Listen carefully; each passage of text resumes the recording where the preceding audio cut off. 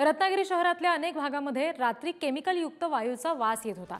जिल्हा यंत्रणा आणि प्रदूषण नियंत्रण मंडळाच्या माध्यमातून मध्यरात्री प्राथमिक चौकशी याबाबतची करण्यात आली आहे। महानगर गॅस कंपनी आणि ऑक्टेल कंपनीतून हवेचे मध्यरात्री नमुने गोळा करण्यात आलेले आहेत आणि ऑक्टेल कंपनीकडून मात्र गॅस गळती झाल्याबद्दल जेव्हा विचारणा झाली तेव्हा तशी गळती झाली नसल्याचा दावा केला गेलाय।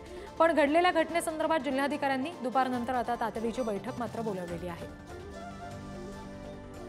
रत्नागिरी तालुक्यामध्ये जयगडच्या वायुगळतीनंतर आता रत्नागिरी शहरामध्ये सुद्धा वायुगळतीची रात्री घटना घडलेली आहे। आपण सध्या ऑक्टेल कंपनी जवळ आहोत आणि रात्री 10च्या सुमारामध्ये आपण जर पाहिलं तर केमिकल युक्त वायूचा हा वास सर्वत्र पसरला होता। ही वायुगळती मोठ्या प्रमाणात झाल्याची भीती सुद्धा आता रत्नागिरी शहरामध्ये यामुळे आता घबराटीचं वातावरण निर्माण झालेलं होतं। जिल्हा यंत्रणा आणि प्रदूषण नियंत्रण मंडळाच्या माध्यमातून मध्यरात्री प्राथमिक चौकशी देखील केली गेली होती।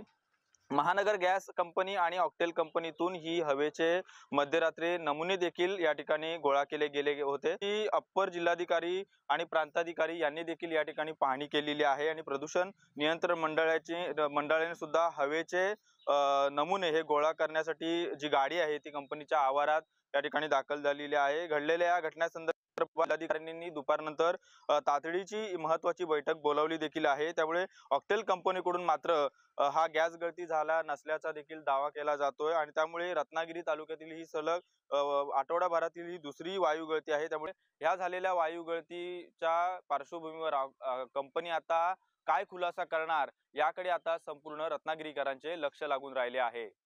राजन चव्हाण, पुढारी न्यूज, रत्नागिरी।